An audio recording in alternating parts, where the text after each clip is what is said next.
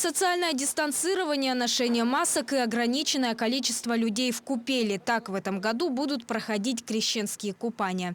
Не стоит забывать и о правилах безопасности. Температура воздуха в палатках прогреется до более чем 20 градусов. Однако температура воды будет достигать лишь 2–3 градусов. На месте будут дежурить водолазы, служба спасения и медики. Но в первую очередь надо думать о своем здоровье. Если у вас есть какие-то ограничения, допустим, сердечно-сосудистые заболевания, заболевания опорно-двигательной системы, то, конечно, лучше не рисковать, лучше поберечься. Можно просто умыть лицо руками себе, там, как говорится, святой водой, значит, окропить себя. Не надо, в саму купель заходить не нужно.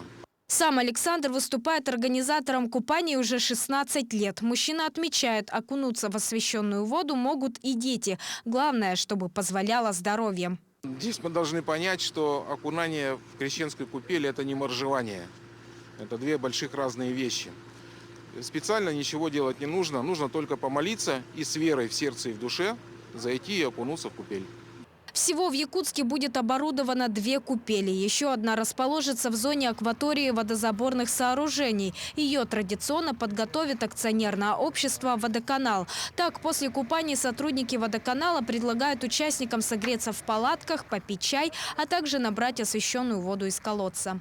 Купель в первую очередь для такого тесного семейного круга. Это для работников акционерного общества «Водоканал» и также ГУП ЖКХ Республики Саха-Якутия. Потому что это большие коллективы, очень где-то верующие, где-то просто традицию соблюдают. Ну, при этом, конечно, если кто-то из горожан приезжает сюда окунуться, мы никогда никого не выгоняем, обратно не разворачиваем.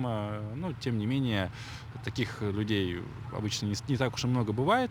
Крещенские купания начнутся с вечера 18 января и пройдут до вечера 20 января. Купели и проруби в этом году будут оборудованы в 10 районах республики. Это Алданский, Мирнинский, Аймиконский, Устьянский, Абыйский, Кобяйский и Жиганский. В общей сложности запланирована подготовка 11 купелей и 9 прорубей. Саргалана Неустроева, Павел Никифоров, Семен Семенов, Якутск.